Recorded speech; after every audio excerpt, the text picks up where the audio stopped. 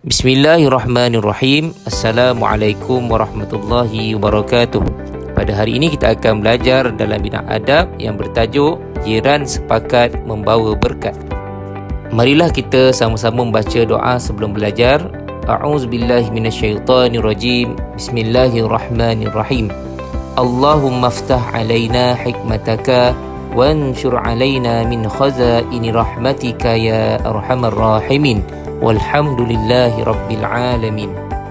Kita lihat objektif pelajaran kita pada hari ini, iaitu yang pertama, menyatakan maksud jiran.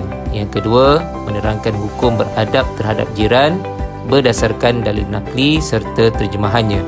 Yang ketiga, menjelaskan hak-hak jiran. Yang keempat, menganalisis kepentingan adab berjiran yang menepati syarak. Dan yang kelima, merumus adab berjiran yang menepati sunnah Rasulullah SAW. Sekarang kita lihat buku teks di muka surat 174, unit 3, Jiran Sepakat Membawa Berkat. Pengertian jiran. Jiran ialah orang yang tinggal berhampiran dengan rumah seseorang dan disebut juga sebagai tetangga. Sekarang kita lihat dalil. An Abi Hurairah radhiyallahu an Rasulullah sallallahu alaihi wasallam qala man kana yu'minu billahi wal yawmil akhir fala yu'zi jarahu. Yang bermaksud daripada Abu Hurairah radhiyallahu an bahawa Rasulullah sallallahu alaihi wasallam bersabda, sesiapa yang beriman dengan Allah dan hari akhirat, maka janganlah menyakiti jirannya.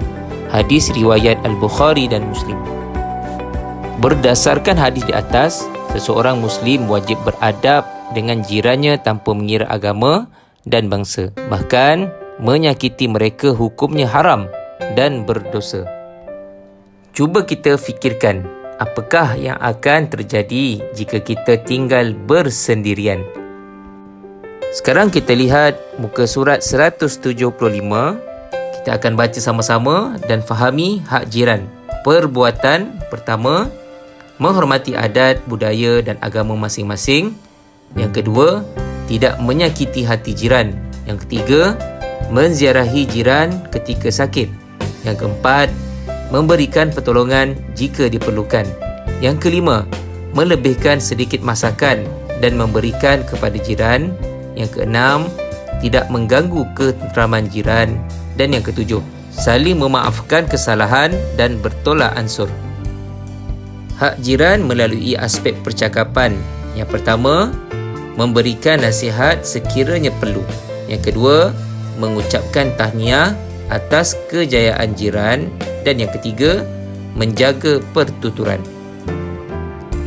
Hak jiran melalui aspek emosi. Yang pertama, berprasangka baik dengan jiran. Yang kedua, bersimpati apabila jiran ditimpa kemalangan. Sekarang kita lihat di muka surat 176, mencontohi kehidupan berjiran Rasulullah sallallahu alaihi wasallam. Berbuat baik dengan jiran. Rasulullah sallallahu alaihi wasallam sentiasa berbuat baik dengan jiran dan tidak pernah menyakiti mereka walaupun jirannya seorang Yahudi. Peka dengan kebajikan jiran. Yang pertama, apabila memasak makanan, Rasulullah sallallahu alaihi wasallam menggalakkan kita memberikan sedikit makanan kepada jiran, terutamanya apabila berlaku kematian dan musibah. Yang kedua, Rasulullah sallallahu alaihi wasallam melarang kita membiarkan jiran berada dalam kelaparan sedangkan kita kekenyangan. Menghargai jiran. Pertama, Rasulullah sallallahu alaihi wasallam berpesan agar kita kerap memberikan hadiah kepada jiran dan mendahulukan jiran yang berdekatan.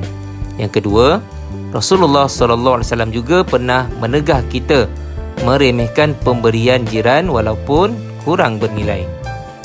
Sekarang kita lihat muka surat 177 berkenaan dengan kepentingan adab berjiran. Kepentingan adab berjiran, aspek individu. Yang pertama, mendapat pahala dan keridaan Allah. Yang kedua, menjamin ketenangan emosi. Kepentingan adab berjiran melalui aspek masyarakat. Yang pertama, kerja yang berat menjadi ringan. Yang kedua, hidup damai dan harmoni. Yang ketiga, gejala negatif dapat dibantras. Dan yang keempat, memupuk silaturahim. Kepentingan adab berjiran negara. Pertama, negara maju dan menarik kedatangan pelancong. Yang kedua, ekonomi negara bertambah baik. Kita lihat tazkirah di bawah ini. Jiran, cermin diri kita. Sekiranya jiran sering menyebut kebaikan kita, maka kita tergolong dalam golongan orang yang baik. Tetapi jika sebaliknya, maka berhati-hatilah dengan sikap kita. Rumusan tajuk kita pada hari ini ialah jiran ialah orang yang mendiami rumah sekeliling kita. Berbuat baik dengan jiran dapat mendatangkan pelbagai kebaikan kepada kita. Alhamdulillah telah selesai sesi pelajaran kita pada hari ini. Murid-murid diminta untuk menyiapkan latihan yang telah diberikan. Semoga memberi manfaat kepada semua. Jumpa lagi. Assalamualaikum warahmatullahi wabarakatuh.